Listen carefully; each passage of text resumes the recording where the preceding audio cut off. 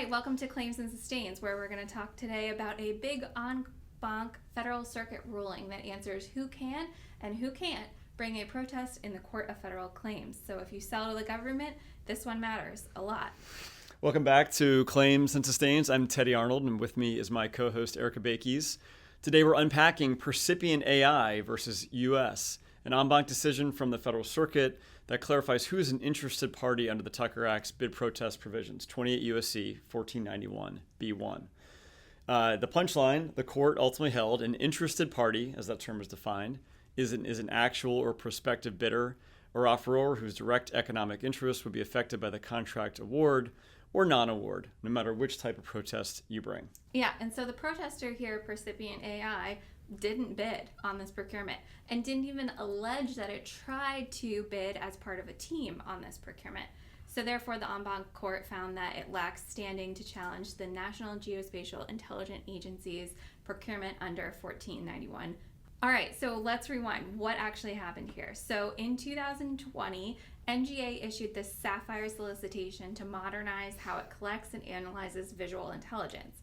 And for those nerds out there, the procurement was specifically for a Structured Observation Management Enterprise Repository called a SIR, plus computer vision capabilities, CV capabilities. It was a single award IDIQ contract with the expectation of multiple task orders and the participation of subcontractors.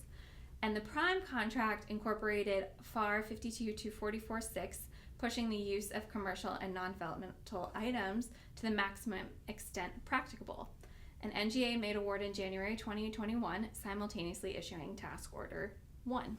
All right, so Percipient.AI, the protester here, makes a commercial CV platform and believed it could satisfy the CV piece of what you were just talking about. But it admitted it couldn't meet the SCR component, right? And it did not bid the prime requirement, nor did it allege that it attempted to team with any other bidder. It later sought evaluation post-award with the agency. The agency first told Percipient, go talk to the awardee. And then it had some back and forth. Ultimately, NGA, the agency itself, evaluated Percipient's tool under a bailment agreement. Percipient then says the agency only tested it as a machine learning platform, not as the analytics tool that the Sapphire program required, and then the agency stopped testing. Yeah, so Percipient said, NGA, can you please comply with 10 U.S.C. 3453, the preference for commercial products and services, and argued that the agency had to leverage its commercial tech to the maximum extent practicable. And unpersuaded, NGA declined to evaluate further. And then as a result, Percipient filed a protest at the Court of Federal Claims, asserting an ongoing procurement and an agency violation of Section 3453 and invoking Section 1491 B1.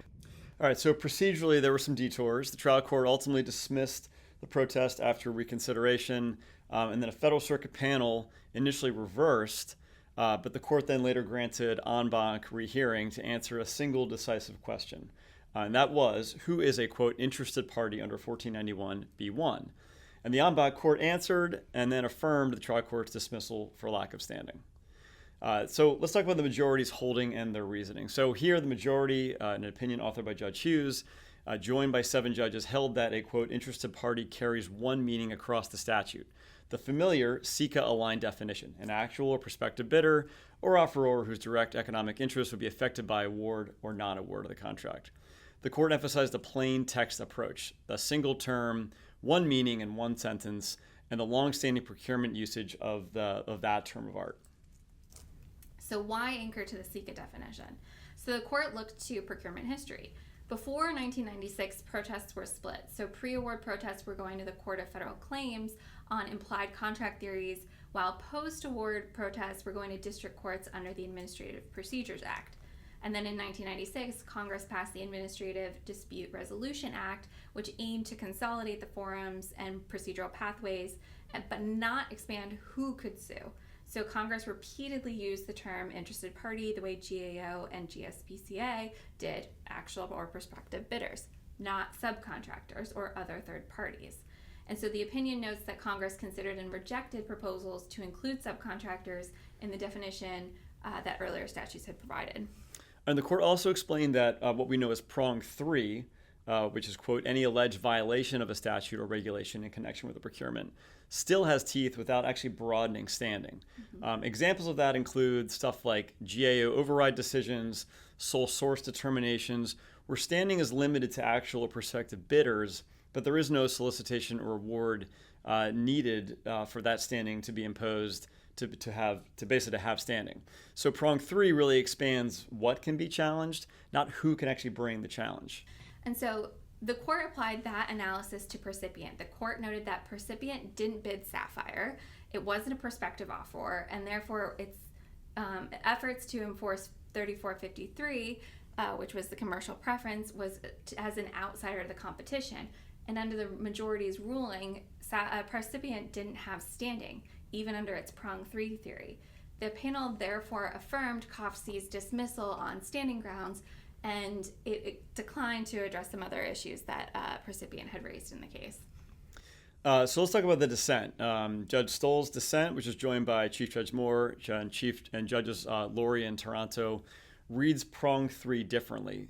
They argue that when Congress authorized objections to, quote, any alleged violation of statute or regulation in connection with a procurement, it signals a broader zone of interest than just solicitations or awards. So the question should be, does the protester have a direct economic interest in the alleged violation, not only in a solicitation or an award? The dissent points out that Congress didn't actually import SECA's textual definition into 1491B, and that SECA's definition of an interested party is expressly key to contracts and solicitations, not to the full sweep of prong 3.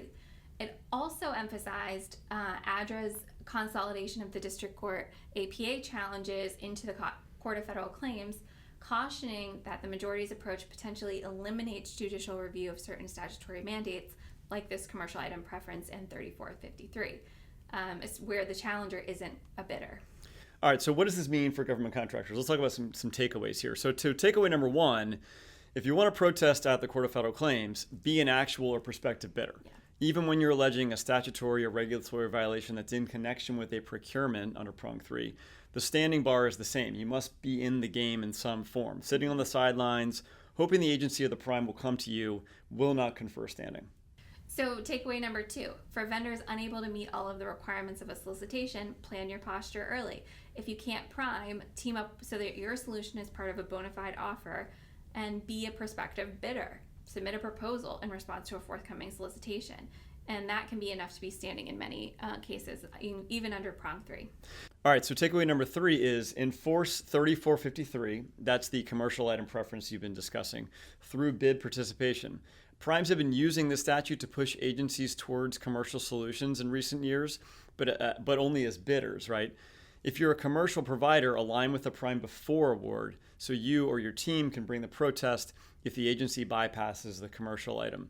The majority flags alternatives like prime protest or joint bids as realistic enforcement paths here. Yeah, and takeaway number 4 is we're still in the world of COFC when it comes to bid protests. We're not going to seek out any broader APA suits when it comes to bid protests in district court. It's safer to stay in COFC. And so the last takeaway is, of this case, there were other issues raised in the protest that the federal circuit left for another day. The en banc court did not revisit the FASA task order bar, subject matter jurisdiction under 1491b1, or the blue and gold timeliness rules. So normal pre-award protest timing discipline still matters. Yeah, so here are your practice pointers. Document your prospective bidder posture early. Respond to RFIs, draft RFP engagements, ask questions, capture artifacts so you can demonstrate that you're an interested party in the event you need to protest.